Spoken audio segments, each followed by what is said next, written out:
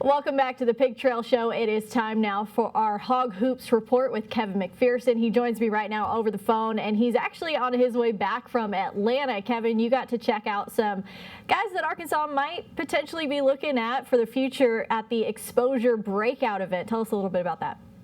Well, we know one Arkansas commit, Joseph Finian, class of 2022 out of Marlton, 6'6" wing. He had his offense on display. I thought through the weekend he got better defensively as well.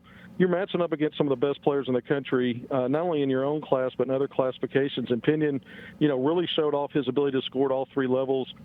He got hot in the last 2 games of 4 from 3.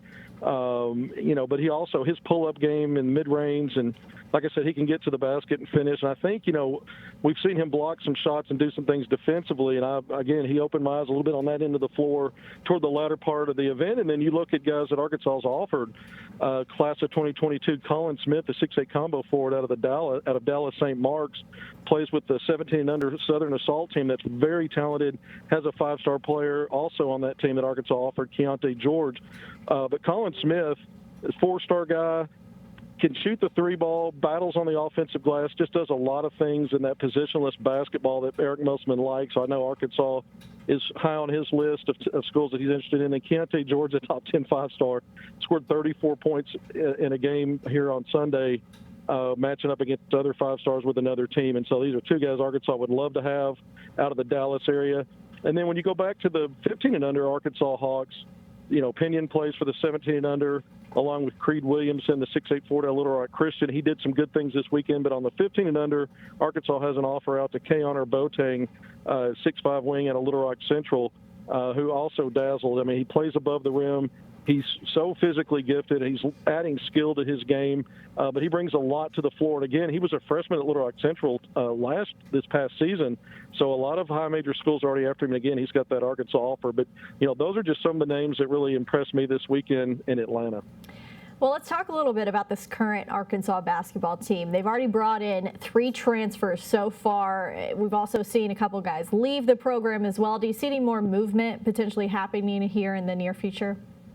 Boy, it's been quiet on the player front for the last couple of weeks after we get so used to something every day, it seemed like, or at least every other day. But look, I think Arkansas's got a quiet commitment. I think they've got a 4th guy in the fold. I thought maybe we'd hear something sooner than we have, but I think that's eventually going to come out. It may be sometime in May, but I think they're going to add a 4th transfer, and I think we'll see more movement out of the program, at least one more player, potentially more than that. And I'm not sure that the coaching carousel on the assistants part of the staff is finished either. But, what do you come to expect under Eric Musselman? Through 2 years, there's been a lot of movement within the program, and it's just how he operates. And so Hog fans need to get used to that, I think. Well, some pro Hog news as well. We've got Bobby Portis, Isaiah Joe, Mason Jones, the 3 of them meeting up on the court the other night. Did you see that? What did you think about the 3 of them kind of facing off? Well, I think it's great. I think it speaks a lot about the strength of the program, especially the state of Arkansas. When you think of Bobby Portis being in Arkansas and being from Little Rock, played at Little Rock Hall. You think of Isaiah Joe from Fort Smith Northside. And these are local, homegrown guys that are making it on the big stages of the NBA. Of course, Mason Jones, who played for the Razorbacks with Isaiah Joe, the co-SEC Player of the Year a couple of years ago. You've got Daniel Gafford really playing well since he's been traded from Chicago to the Washington Wizards. But Bobby Portis is a guy that I think should be in the conversation for NBA 6th Man of the Year.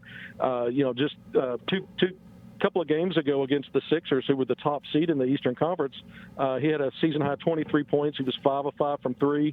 He's ranked in the top 5 in the NBA in 3-point shooting percentage. And then he had 17 points and 8 rebounds in the rematch on Saturday. The Bucks won that game and swept the Sixers on the season series. But both Mason Jones and Isaiah Joe both got into the game. Each of them scored and did some things. So anytime you can see 3 former Razorbacks on the floor together, it's a great thing. And then Gafford, what can you say? The Wizards are 9-1 with him in the lineup. They've won 7 in a row coming into Sunday's game. And he recorded his first NBA double-double, 19 points and 10 rebounds earlier in the week as the Wizards won a close, hard-fought 4-point win over the Golden State Warriors. And we know how good that organization is with Steph Curry. All right, Kevin McPherson, that's going to do it for our Hog Hoops report. Thanks so much for your time and your insight. As always, we'll be back with more on the Pig Trail right after the break.